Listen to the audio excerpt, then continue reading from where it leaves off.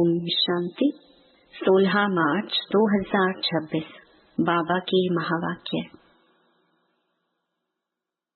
मीठे बच्चे, तुम्हें सदगति की सबसे न्यारी मत मिली है कि देह के सब धर्म त्याग, आत्म अभिमानी भव। मामेकम याद करो। प्रश्न: जो परमात्मा को नाम रूप से न्यारा कहते हैं, उनसे तुम कौन सा प्रश्न पूछ सकते हो? उत्तर: उनसे पूछो, गीता में जो दिखाते हैं अर्जुन को अखंड ज्योति स्वरूप का साक्षात्कार हुआ। बोला बस करो, हम सहन नहीं कर सकते। तो फिर नाम रूप से न्यारा कैसे कहते हो? बाप कहते हैं, मैं तो तुम्हारा बाप हूँ। बाप का रूप देखकर बच्चा खुश होगा। वह कैसे कहेगा, मैं सहन नहीं कर सकता। गीत: तेरे द्वार खड़ा भगवान। ओम शांति। भक्त कहते हैं, हम बहुत कंगाल बन गए हैं। हे बाबा, हम सबकी झोली भर दो।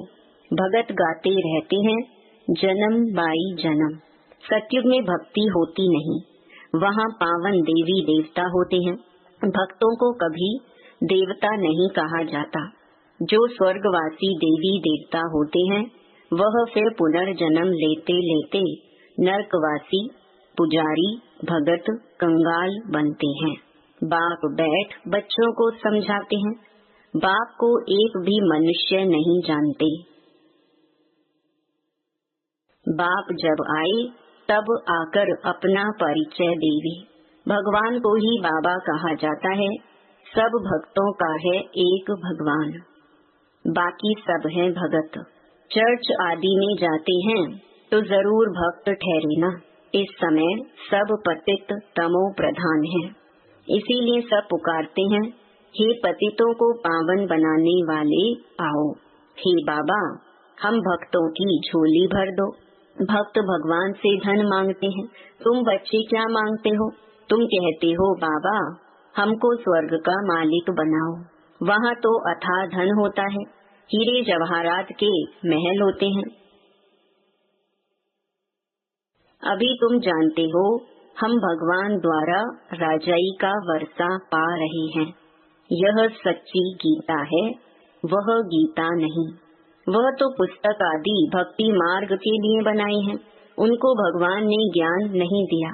भगवान तो इस समय नर से नारायण बनाने के लिए राजयोग सिखाते हैं। राजा के साथ प्रजा भी जरूर होगी, सिर्फ लक्ष्मी नारायण तो नहीं बनेंगे, सारी राजधानी बनती है। अब तुम बच्चे जानते हो कि भगवान कौन है, और कोई भी मनुष्य मात्र नहीं जानते। बाप कहते हैं, तुम कहते हो ओ गॉड फादर, तो बताओ तुम्हारे गॉड फादर का नाम, रूप, देश, काल क्या है? न भगवान को जानते हैं, न उनकी रचना को जानते हैं। बाप आकर कहते हैं, कल्प कल्प के संगम पर आता हूँ। सारी रचना के आदि मध्य अंत का राज मैं रचता ही आकर समझाता हूँ।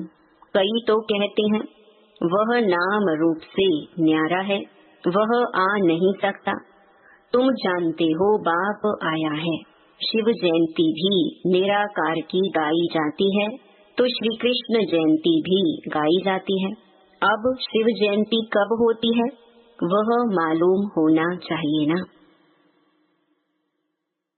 जैसे क्रिश्चियन को मालूम है कि क्राइस्ट का जन्म कब हुआ, क्रिश्चियन धर्म कब स्थापन हुआ। यह तो है भारत की बात। भगवान भारत की झोली कब भरते हैं? भगत पुकारते हैं, हे भगवान झोली भर दो, सदगति में ले जाओ, क्योंकि हम दुर्गति में पड़े हैं, तमो प्रधान है। आत्मा ही शरीर के साथ भोगती है। कई मनुष्य साधु संत आदि कहते हैं कि आत्मा निर्लेप है। कहते भी हैं कि अच्छे व बुरे संस्कार आत्मा में रहते हैं, उस आधार पर आत्मा जन्म लेती है। फिर कहते आत्मा तो निर्लेप है। कोई भी बुद्धिवान मनुष्य नहीं जो समझाए। इसमें भी अनेक मत हैं। जो घर से रूठते वह शास्त्र बना देते। श्रीमद् भगवत गीता है एक। व्यास ने जो श्लोक आदि बनाए वह कोई भगवान ने नहीं गाए हैं। भगवान निराकार जो ज्ञान का सागर है, वह बैठ बच्चों को समझाते हैं कि भगवान एक है। भारतवासियों को यह पता नहीं है। गाते भी हैं ईश्वर की गतमत न्यारी है। अच्छा, कौन सी गतमत न्यारी है? ईश्वर की गतमत न्यारी है, यह किसने कहा? आत्मा कहती है उसकी सदगति के लिए जो मत है उसको श्रीमत कहा जाता है। कल्प कल्प तुमको आकर समझाता हूँ, मन मना भव। देह के सब धर्म त्याग, आत्म अभिमानी भव। मामेकम याद करो। अभी तुम मनुष्य से देवता बन रहे हो। इस राजयोग की एम ऑब्जेक्ट है ही लक्ष्मी नारायण बनना। पढ़ाई से कोई राजा बनते नहीं हैं, ऐसा कोई स्कूल नहीं है। गीता में ही है तुम बच्चों को राजयोग सिखाता हूँ। आता भी तब हूँ जबकि कोई भी राजा का राज्य नहीं रहता। मुझे एक भी मनुष्य बिल्कुल नहीं जानते। बाबा कहते हैं कि तुम बच्चों ने इतना बड़ा लिंग जो बनाया है वह मेरा कोई यह रूप नहीं है। मनुष्य कह देते कि अखंड ज्योति रूप परमात्मा तेजोमय है। अर्जुन ने देखकर कहा, बस करो, मैं सहन नहीं कर सकता हूँ। अरे बच्चा बाप का रूप देख सहन ना कर सके, यह कैसे हो सकता है? बच्चा तो बाप को देख खुश होगा ना। बाप कहते हैं मेरा कोई ऐसा रूप थोड़े ही है, मैं हूँ ही परम पिता अर्थात परे ते परे रहने वाला परम आत्मा। माना परमात्मा। फिर गाते हैं परमात्मा मनुष्य सृष्टि का बीज रूप है। उनकी भगत महिमा करते हैं। सतयुग त्रेता में कोई महिमा नहीं करते, क्योंकि वहाँ तो है सुख। गाते भी हैं दुख में सिमरन सब करें, सुख में करे न कोई। इनका भी अर्थ नहीं समझते हैं। तोते मुहाफिक सब कहते रहते हैं सुख कब होता है, दुख कब होता है। भारत की ही तो बात है ना। 5000 वर्ष पहले स्वर्ग था, फिर त्रेता में 2 कला कम हुई। सतयुग त्रेता में दुख का नाम नहीं रहता, है ही सुख धाम। स्वर्ग कहने से मुख मीठा होता है। हेवन में फिर दुख कहाँ से आया? कहते हैं कि वहाँ भी कंस जरासंधि आदि थे, परंतु यह हो नहीं सकता। भक्त समझते हैं कि हम 9 भक्ति करते हैं तो दीदार होता है। दीदार होना गोया हमको भगवान मिला। लक्ष्मी की पूजा की, उनका दर्शन हुआ, बस हम तो पार हो गए। इसमें ही खुश हो जाते हैं, परंतु है कुछ भी नहीं। अल्प काल के लिए सुख मिलता है, दर्शन हुआ खलास। ऐसे तो नहीं मुक्ति जीवन मुक्ति को पा लिया, कुछ भी नहीं। बाबा ने सीढ़ी पर भी समझाया है, भारत ऊंच ते ऊंच था, भगवान भी ऊंच ते ऊंच है। भारत में ऊंच ते ऊंच वर्षा है इन लक्ष्मी नारायण का। जब स्वर्ग था सतो प्रधान थे, फिर कलयुग अंत में सब तमो प्रधान होते हैं। पुकारते हैं हम बिल्कुल पतित हो गए हैं। बाप कहते हैं कि मैं कल्प के संगम युग पर आता हूँ तुमको राजयोग सिखाने। मैं जो हूँ जैसा हूँ, मुझे यथार्थ रीति कोई नहीं जानते। तुम्हारे में भी नंबरवार पुरुषार्थ अनुसार जानते हैं। सीढ़ी वाला चित्र दिखाना है। यह भारत की सीढ़ी है। सतयुग में देवी देवता थे। 5000 वर्ष पहले भारत ऐसा था। शास्त्रों में लाखों वर्ष का कल्प लिख दिया है। बाप कहते हैं कि लाखों वर्ष का नहीं, कल्प 5000 वर्ष का है। सतयुग त्रेता नई दुनिया, द्वापर कलयुग पुरानी दुनिया, आधा आधा होता है ना। नई दुनिया में तुम भारतवासी थे। बाप समझाते हैं, मीठे बच्चे, अब तुम अपने जन्मों को जानते हो, बाकी कोई रथ आदि की बात नहीं है। श्री कृष्ण तो सतयुग का प्रिंस है। श्री कृष्ण का वह रूप सिवाय दिव्य दृष्टि के देखा नहीं जाता। यह चैतन्य रूप से तो सतयुग में थे, फिर कब वह रूप मिल नहीं सकता। फिर तो नाम रूप देश काल बदल जाता है। 84 जन्म लेते हैं। 84 जन्मों में 84 माँ बाप मिलते हैं। भिन्न भिन्न नाम रूप ऑक्यूपेशन होता है। अब यह भारत की ही सीढ़ी है। तुम हो अभी ब्राह्मण कुल भूषण। बाप ने कल्प पहले भी आकर तुमको देवी देवता बनाया था। वहाँ तुम सर्वोत्तम कर्म करते थे। तुम सदा सुखी थे। 21 जन्म। फिर तुमको इस दुर्गति में किसने पहुँचाया? मैंने कल्प पहले तुमको सदगति दी थी। फिर 84 जन्म लेते जरूर उतरना पड़े। सूर्यवंशी में 8 जन्म, चंद्रवंशी में 12 जन्म, फिर ऐसे उतरते आए हो। तुम ही सो पूज्य देवता थे, तुम ही पुजारी पतित बने हो। भारत अब कंगाल है। भगवानुवाच, तुम जो 100% पवित्र और सॉल्वेंट एवर हेल्दी वेल्दी थे, कोई रोग दुख की बात नहीं थी, सुख धाम था। उनको कहते हैं गार्डन ऑफ अल्लाह। अल्लाह ने बगीचा स्थापन किया। जो देवी देवता थे वह अब कांटे बने हैं। अब जंगल बन गया है। जंगल में कांटे लगते हैं। बाप कहते हैं काम महाशत्रु है, इन पर जीत पहनो। इसने आदि मध्य अंत तुमको दुख दिया है। 1-2 पर काम कटारी चलाना यह सबसे बड़ा पाप है। बाप बैठ अपना परिचय देते हैं कि मैं परम धाम में रहने वाला परम आत्मा हूँ। मुझे कहते हैं मैं सृष्टि का बीज रूप परम आत्मा, मैं सबका बाप हूँ। सभी आत्माएं बाप को पुकारती हैं कि हे परम पिता परमात्मा। जैसे तुम्हारी आत्मा स्टार मिसल है, बाबा भी परम आत्मा स्टार है, छोटा बड़ा नहीं है।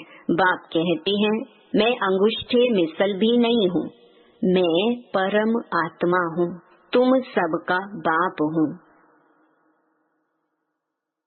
उसको कहा जाता है सुप्रीम सोल नॉलेजफुल। बाप समझाते हैं मैं नॉलेजफुल मनुष्य सृष्टि के झाड़ का बीज रूप हूँ।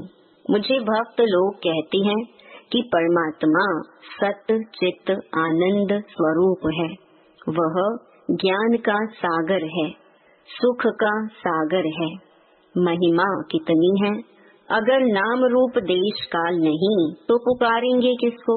साधु संत आदि सब तुमको भक्ति मार्ग के शास्त्र सुनाते हैं। मैं तुमको आकर राज योग सिखाता हूँ। बाप समझाते हैं कि तुम पतित पावन मुझ ज्ञान सागर बाप को कहते हो, तुम भी मास्टर ज्ञान सागर बनते हो। ज्ञान से सदगति मिल जाती है। भारत को सदगति बाप ही देंगे। सर्व का सदगति दाता एक है। सर्व की दुर्गति फिर कौन करता है? रावण। अब तुमको यह कौन समझा रहे हैं? यह है परम आत्मा। आत्मा तो एक स्टार मिसल अति सूक्ष्म है। परमात्मा भी ड्रामा में पार्ट बजाता है, क्रिएटर, डायरेक्टर, मुख्य एक्टर है।